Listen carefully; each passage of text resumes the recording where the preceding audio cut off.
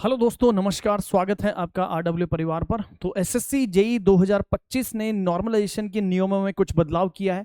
Yes ना। इससे पहले हालांकि नॉर्मलाइजेशन जो है उस पे बदलाव के बारे में इन्होंने बोल दिया था कि जो है वो अब हम जो नॉर्मलाइजेशन का तरीका है वो बदल रहे हैं।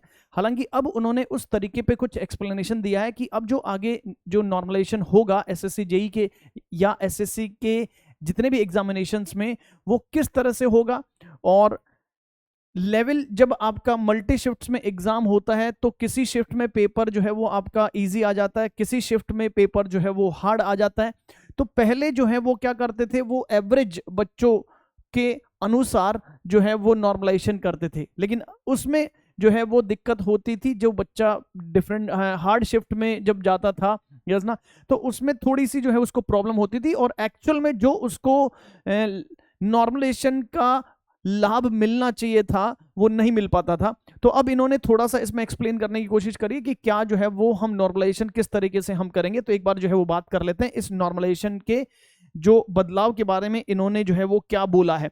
तो इन्होंने बोला है, देखो, staff selection commission explanatory note on the new method of the normalisation adopted by the SSC.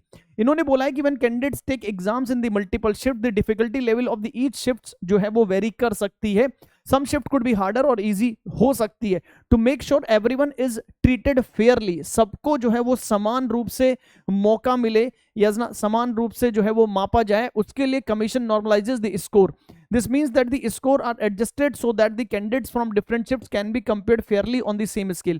As per the earlier method, जो ये पहले यूज करते थे, yes ना, method of the normalization published on the website of the commission 7th Feb 2019. This was done by the considering the top scores and average scores from all the shifts. तो ये top score और average score जो है वो सभी shifts का कितना है उसके आधार पर ये कैलकुलेट करते थे, as well as how much scores vary within each shift. और एक शिफ्ट में कितना जो है वो स्कोर वेरी करता है, यस ना, इसके आधार पर ये तय हुआ करता था, यस ना।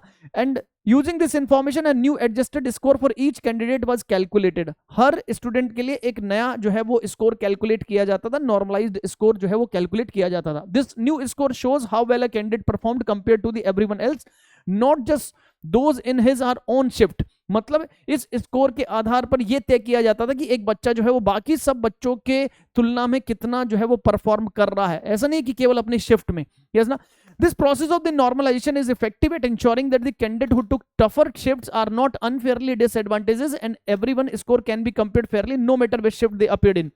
After evaluating the impact of normalisation, staff selection commission ने क्या किया है सर, एक नया प्रोसीजर जो है वो अडॉप्ट किया है।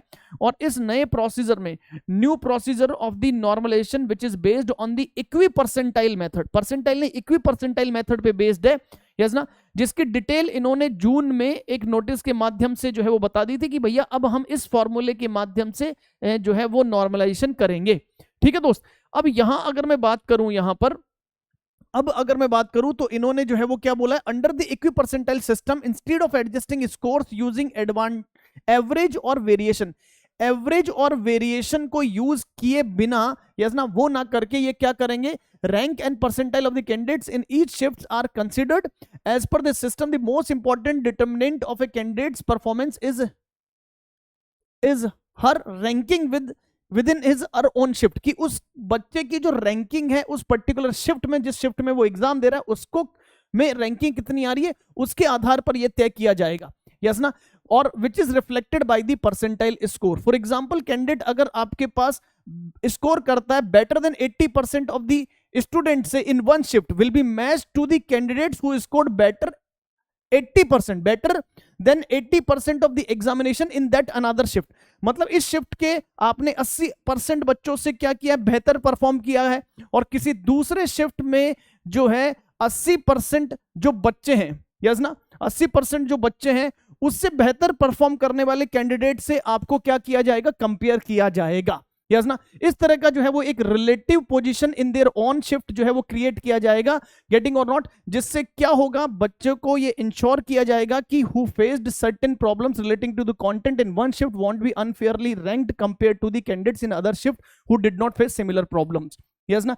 तो कोशिश कर रही है एसएससी इस सिस्टम को इंप्रूव करने की, यस ना।